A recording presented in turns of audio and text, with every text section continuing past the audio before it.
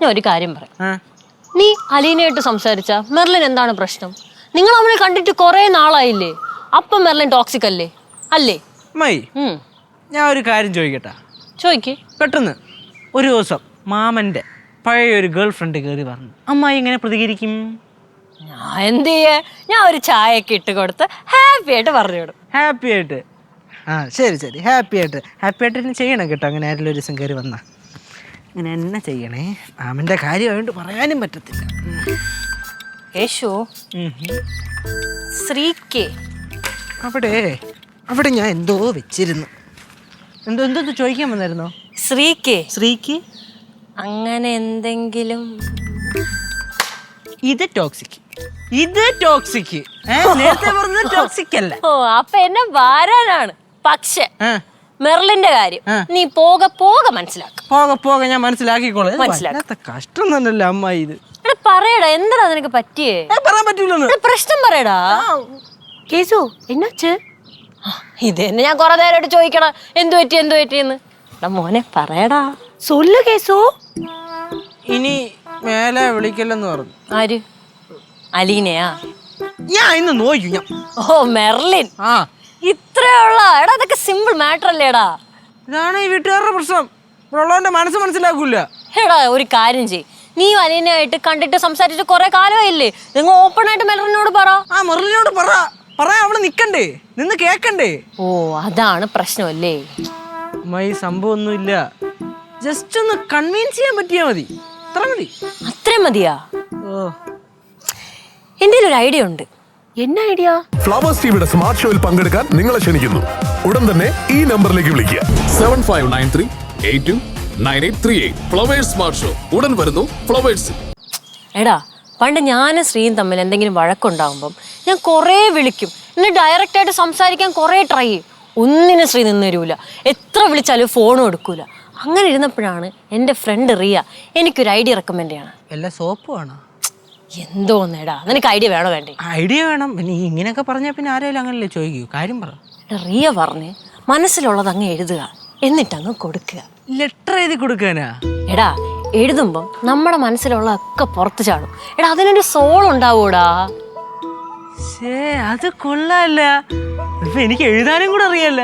അത്ര സാഹിത്യം വേണ്ട, മനസ്സിലുള്ള അങ്ങ് എഴുതി കൊടുത്താൽ മതി. നമ്മുടെ മനസ്സിൽ നിന്ന് വരുന്നത് അതായിരിക്കുമല്ലോ അമ്മായി. ഐഡിയക്ക് താങ്ക്സ്. കേസു, നീ அப்படியே ട്രൈ பண்ணு. ரொம்ப நல்ல ഐഡിയ. പണ്ടേ ഫസ്റ്റ് എനിക്ക് കുറച്ച് ഏകാന്തത വേണം. ഏകാന്തതനാ? ഒറ്റക്കിരിക്കണമെന്ന്. നമുക്ക് അങ്ങോട്ട് നീ എഴുത്. ഓ, ഞാൻ എഴുതും.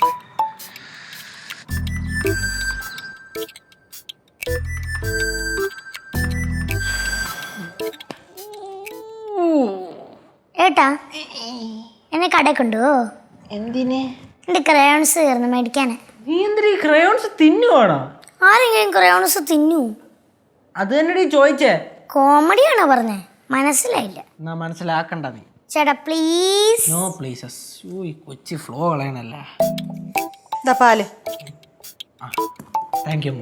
അപ്പൊ എനിക്ക് പാല്? കേശു പഠിച്ചോണ്ടിരിക്കുമല്ലയോ, അതുകൊണ്ട് അവന് പാല്. മോക്കുള്ളത് അടുക്കളയിൽ വെച്ചിട്ടുണ്ട്. പഠിക്കുന്ന കുഞ്ഞിനെ പാലുള്ളൂ. കണ്ട എന്തുവാടാ എഴുതിക്കൊണ്ടിരിക്കുന്നത്? കോളേജിലൊക്കെ ഉള്ളതായിരിക്കുമല്ലയോ? കോളേജിലോട്ടുള്ളത് അമ്മൂമ്മ. എസ് എ ആയിരിക്കും. അല്ല, സെമിനാർ. അത് ഒരുപാട് ആൾക്കാരുടെ മുമ്പിലൊക്കെ ഇങ്ങനെ അവതരിപ്പിക്കണമെന്നൊരു കാര്യമല്ലയോ? അതെ. പക്ഷെ ഇത് ഈ സെമിനാറിന് പ്രത്യേകതയുണ്ട്. ഇത് ആദ്യം നമ്മൾ എഴുതും, എന്നിട്ട് ഒരാളുടെ കൊടുക്കും. അയാൾ ഓക്കെ ആണെങ്കിൽ എല്ലാം സെറ്റ്.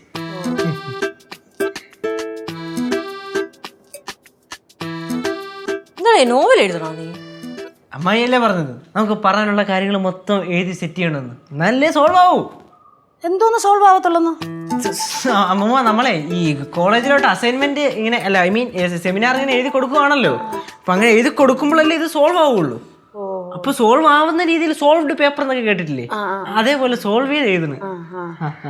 പിന്നെ എന്തെങ്കിലും സംശയം ഉണ്ടെങ്കിൽ ഗൗരിയോട് ചോദിച്ചാൽ മതി. പിന്നെ മക്കളെ എന്തെങ്കിലും ഉണ്ടെങ്കിൽ പറഞ്ഞു കൊടുക്കണേ. പിന്നെന്താ പറഞ്ഞു കൊടുക്കാമല്ലോ. നമ്മൂമ്മേനെ അടുക്കളയിലോട്ട് ചെല്ലട്ടെ. ഓ അമ്മൂമ്മ.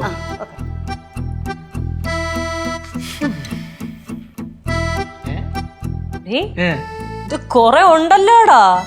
എന്താ ഇങ്ങനെ എഴുതി വെക്കണം നീ? എന്തിനമ്മായി? അമ്മായിയല്ലേ പറഞ്ഞ എന്നോട് എഴുതാനുള്ളത് മൊത്തം എഴുതായി. ഞാൻ ഒരു ഉപദേശം കൂടെ നിനക്ക് തരാം. തന്നോളൂ. അമ്മായിയുടെ ഉപദേശമാണല്ലോ എന്നെ ഇവിടെ വരെ എത്തിച്ചത്. പറ. എടാ ഇത് കാരണം നിന്റെ ജീവിതം നശിക്കാൻ പാടില്ലടാ. എടാ ഒരു സൗഹൃദം നഷ്ടപ്പെടാതിരിക്കാനാണ് ഞാൻ ഇതൊക്കെ പറഞ്ഞത്. ഒരുമാതിരി എന്തോന്ന് അമ്മായിയാണ് കേട്ടോ ഒരുമാതിരി നെഗറ്റീവ്, ഫുള്ള് നെഗറ്റീവ്. കഷ്ടം തന്നെ കേട്ടോ ഇത്. ഫ്ലവേഴ്സിൽ 2 പുതിയ പരമ്പരകൾ ഈ വരുന്ന തിങ്കളാഴ്ച ആരംഭിക്കുന്നു. വീട്ടിലെ വിളക്ക് എല്ലാ ദിവസവും രാത്രി 8:30 ഫ്ലവേഴ്സിൽ. മഹാലക്ഷ്മി എല്ലാ ദിവസവും രാത്രി 9 മണിക്ക് ഫ്ലവേഴ്സിൽ.